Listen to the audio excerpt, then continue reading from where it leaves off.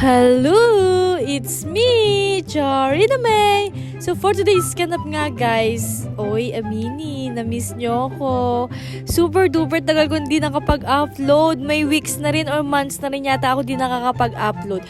So for today's video nga guys, pupunta nga tayo sa Green Hills. Sa mga oras nga na ito guys, nung papunta kami ng Green Hills, umuulan nga. At buti nga nung nandito na nga kami sa Green Hills, medyo na wala na nga rin yung ulan, paambon-ambon na lang. Dahil nga nung mga oras na to at mga panahon na to, may bagyo nga, kami nga gumagala pa rin. Syempre, boring. First time ko nga lang din pala napunta dito sa Green Hills. Ganito nga palang itsura ng Green Hills.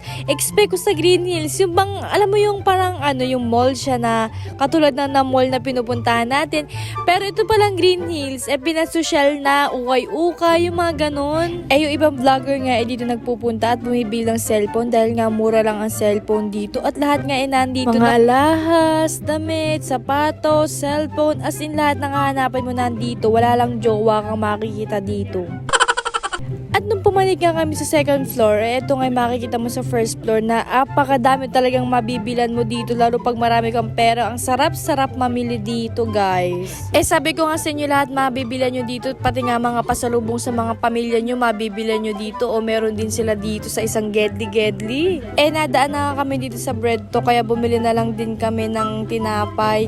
Tapos yun nga pinakain niya kay Chloe dahil syempre, sino ba naman di magugutom sa kakatingin at kakalakad? And syempre kami din nagutom kaya nagsamgyup, masarap kami dito. Dito lang naman to guys sa Green Hills din, sa mga gilid. May mga pagkainan din naman kasi dito kaya hindi na rin kami lumayo. Kaya yun, nagsamgy na lang din kami. Ako naman hindi ako masawain kung samgy lang din Diyos ko, di ako mananawa. Kung puro samgy, okay lang. And sabihin ko nga sa inyo, basta sa vlog ni Charina May time-lapse.